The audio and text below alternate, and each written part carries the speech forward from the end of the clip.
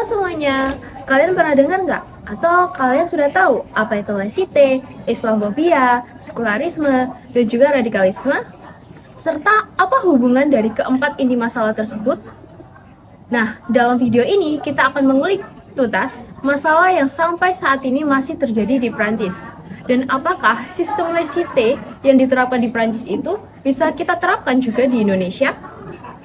Saya dan rekan saudara kami akan membantu menganalisa lebih lanjut tentang apa itu lesite dan apakah bisa diterapkan dan berlaku di Indonesia saat ini. Masalah Islamophobia. Hal ini berawal dari tragedi 11 September 2001 di World Trade Center, Amerika Serikat, menjadi peristiwa penting yang terkait erat dengan munculnya Islamophobia. Setelah kejadian itu, banyak orang di dunia mulai melihat komunitas Islam sebagai penyebab teror tersebut. Islamophobia terlihat dari berbagai tindakan negara seperti Amerika yang membuat daftar pendatang yang dianggap berpotensi teroris, serta Inggris yang mengirimkan sejumlah orang muslim dari Asia Selatan sebagai teroris. Pada tahun 2020, terjadi aksi teror di sekitar gereja Notre Dame Basilica di Nice, Prancis. Selain mempengaruhi Prancis, juga dunia, sikap Presiden Prancis Emmanuel Macron yang menyebut aksi teror itu sebagai bentuk kegelapan teroris Islam dan mempertahankan sekularisme Prancis memicu protes dan boikot dari negara Islam.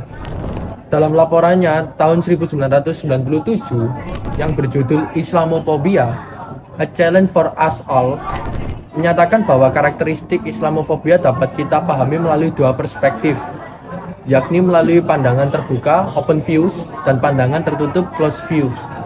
Di negara yang menganut pandangan tertutup terhadap Islam, Muslim sering mengalami diskriminasi dalam aspek sosial dan ekonomi melalui regulasi yang ketat, kekerasan, dan praktik politik yang menekan.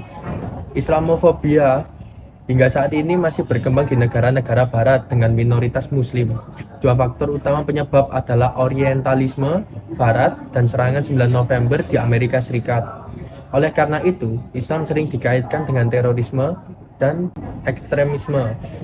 Di Prancis, Islamophobia semakin kuat karena prinsip laicite yang memisahkan urusan agama dari ruang publik. Contohnya RUU La Loi contre la Burqa yang melarang penggunaan burka di tempat umum, dibuat oleh Presiden UMP Jean-François Copé pada 11 April 2011.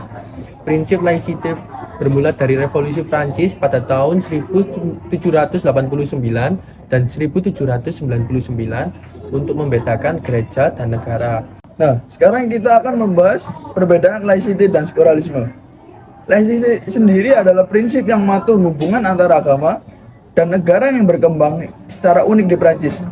Laicite sering disalahpahami sebagai sekularisme biasa, padahal sebenarnya ini adalah konsep yang berbeda dan jauh lebih ketat dibandingkan sekularisme pada umumnya. Sekularisme adalah konsep umum yang berarti pemisahan antara institusi agama dan institusi negara.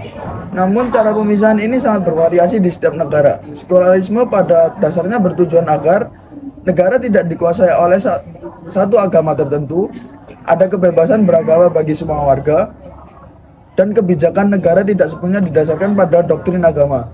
Selanjutnya, atau hubungan Islamophobia dengan laicite diawali dengan peristiwa serangan di gereja Notre Dame Basilica di Nice, Prancis pada tanggal 29 November tahun 2020 membuka kembali memuat mengenai Islamophobia dan prinsip laicite di negara tersebut.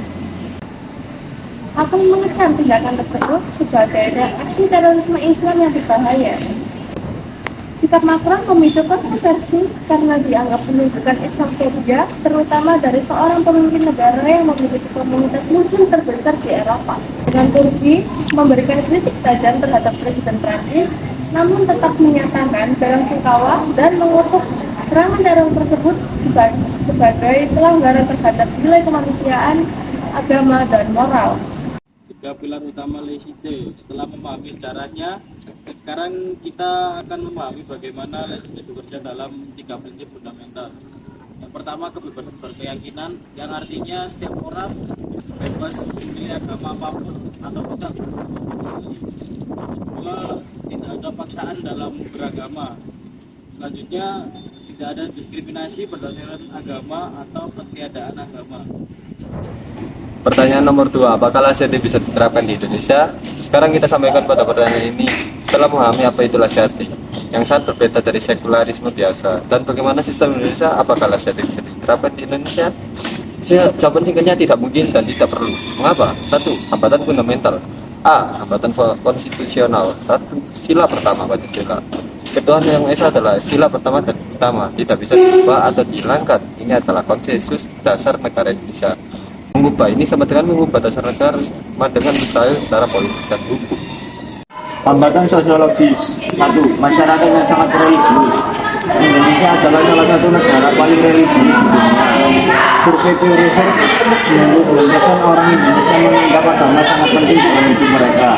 Agama bukan hanya spiritual, tapi juga identitas sosial, budaya, dan politik. 2. Agama sebagai identitas publik. Di Indonesia, agama adalah bagian integral dari identitas. Sekian dari kami kelompok 3, kurang lebihnya mohon maaf. Wassalamualaikum warahmatullahi wabarakatuh.